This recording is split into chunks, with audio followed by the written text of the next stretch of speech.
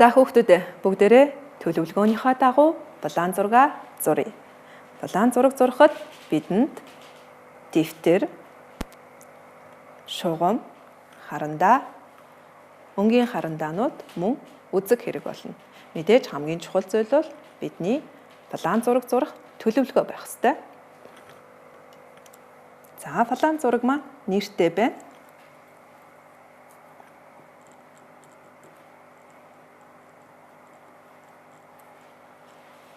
Сургууль орчмын булаан зураг.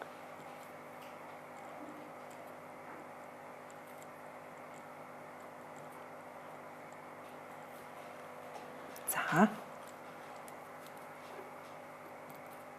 Булаан зурагтаа хэрхэн багасгаж зурсан бэ гэдгээ бас оруулж өгнө. Загвараас 5 дахин багасгаж зурв.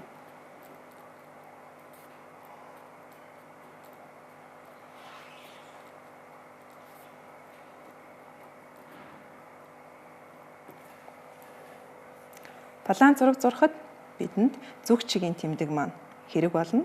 Тэгэхээр булаан зургийнхаа баруун дээд болонд багш нь зүг чигийн тэмдгээ зураадаг.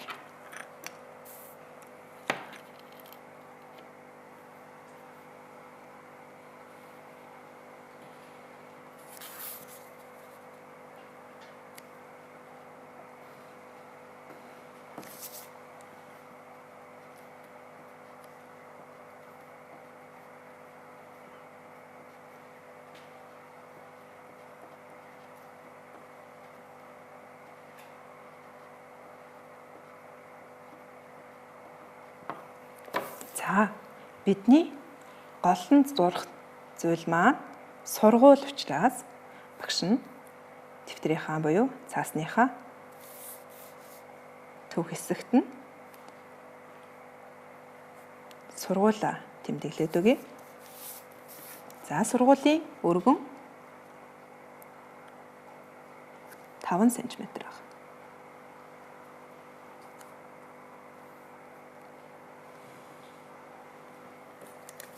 Урт нь 9 см.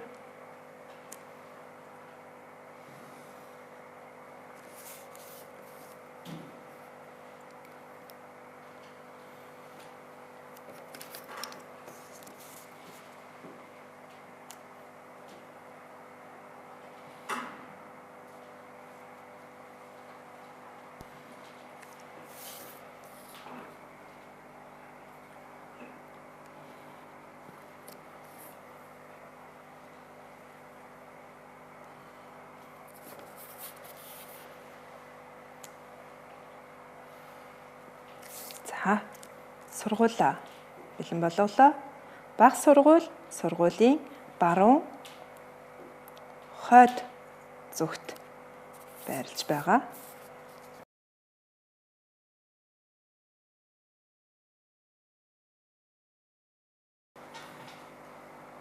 Өргөн нь 2 см байсан шүү дээ. За тэгэхээр ингээд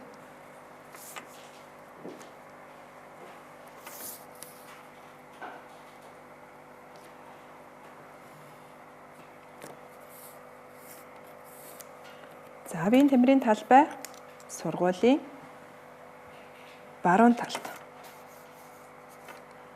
байрж байгаа. За биеийн тамирын талбай урт нь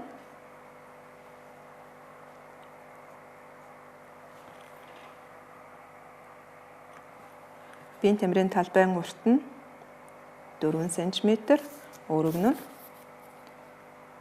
2 см.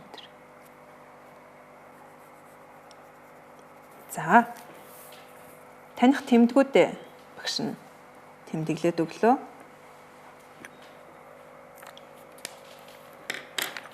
За өнөөдрийн бидний багшийнхан зурсан сургууль орчмын булаан зураг маань бэлэн боллоо.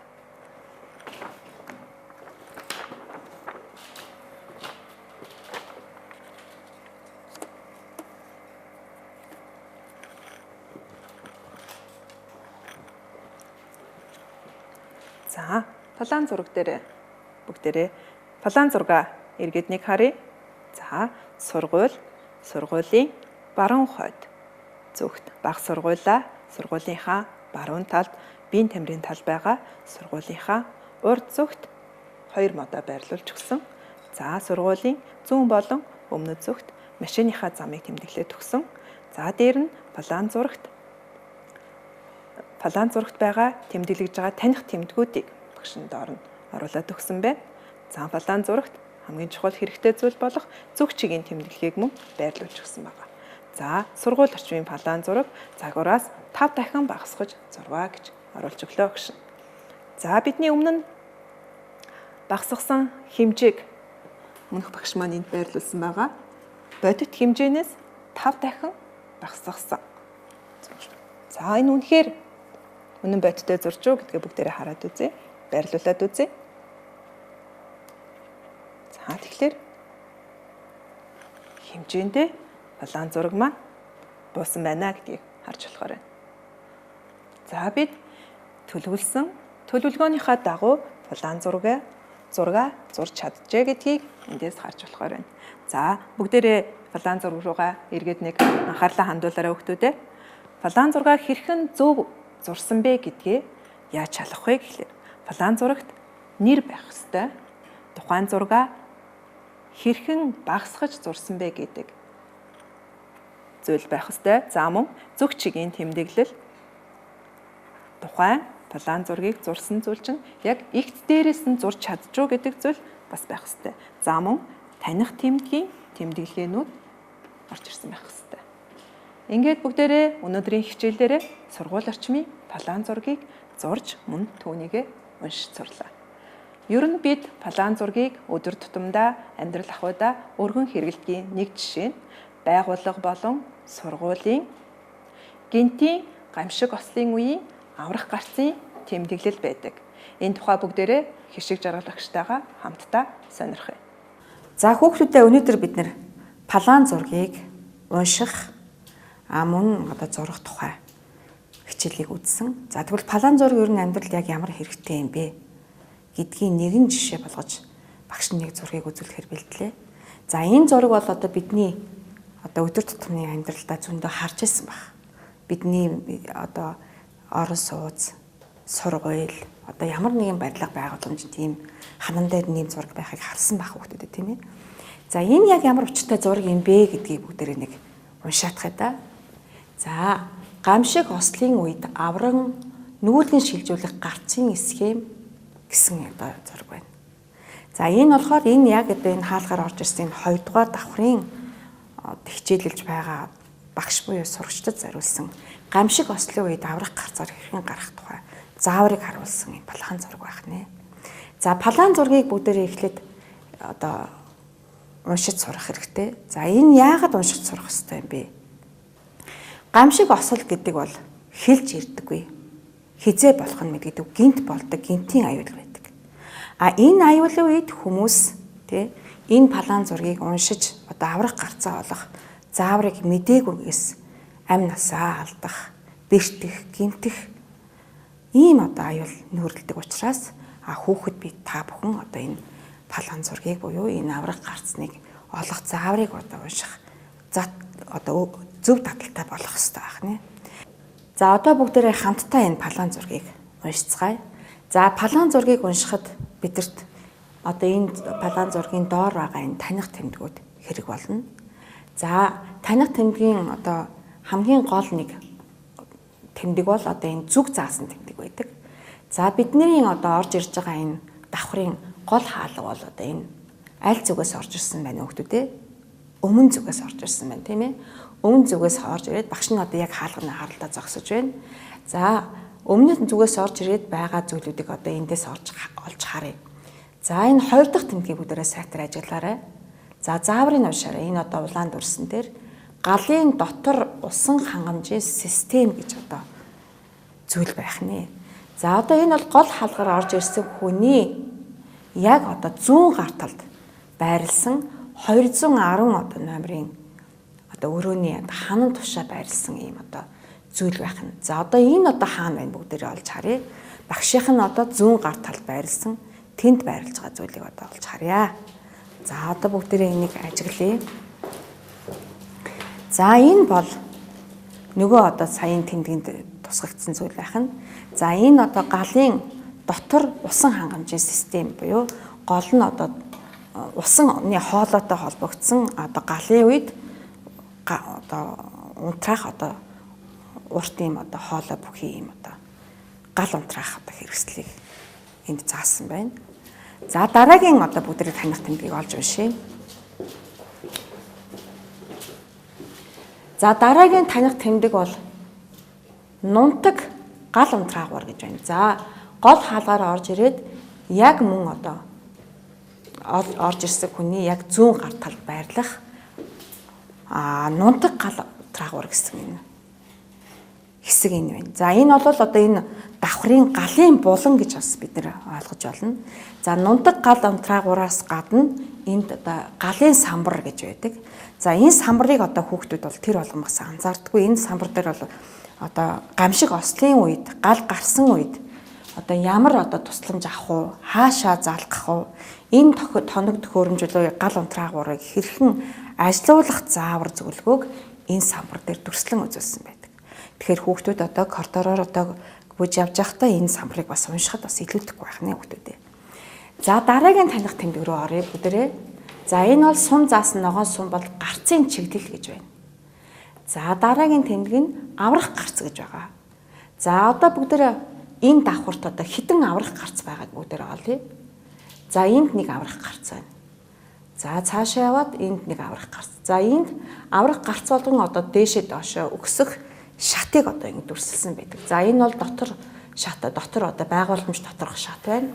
Энэ бол одоо байгууламжнаас гадна одоо төмөр шатыг ингэж дүрсэлсэн байгааг харуулж байна. За одоо төв одоо хаалганаас давхрын хаалгаар орж ирээд яг баруун гар талд эхний гарц байгааг бүгдээрээ энэ зургаас харж байгаа тий. Одоо бүгдээрээ тэр гарцыг одоо очиж үзье. За одоо миний одоо баруун гар талд одоо энд гарц маань харагдаж байна. Бүгдээрээ гарцны хаалгыг нээж үзье. Одоо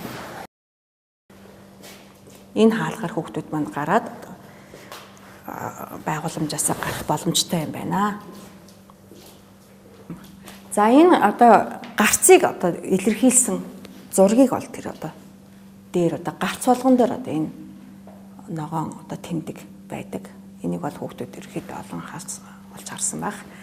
За түүнээс гадна за энэ бол ослын гэрэл гэж одоо энд нэг тэмдэг байна. За ослын гэрэл одоо төв хаалгаар орж ирээд яг одоо баруун гар талд 215 дугаар өрөө 216 хоёрын дунд ослын гэрэл гэсэн юм тэмдэг юм байж. За одоо энэ давхрын ослын гэрлийг бол одоо бүгдээрээ ажиглаж харъя. Одоо бүгдээрээ багшийнхаа баруун гар талын ханыг дагуулад хараарай. Ханыг дагуулж хараарай.